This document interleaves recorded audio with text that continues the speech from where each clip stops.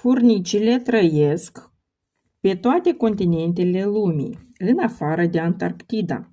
Ele au 6 picioare acoperite cu perișori fini.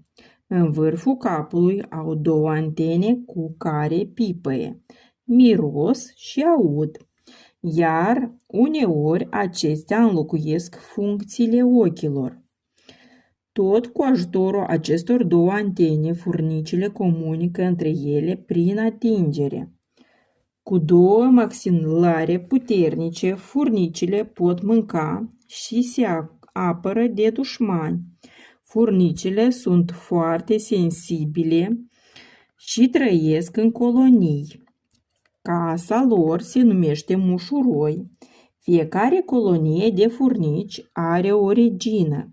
Regina depune ouă. Durata de viață a unei colonii depinde de viața reginii. Furnicile de obicei mănâncă frunze, semințe, iar unele mănâncă și insecte. Furnicile sunt o sursă de hrană pentru alte ființe, ca păianjeni, păsări și unele animale.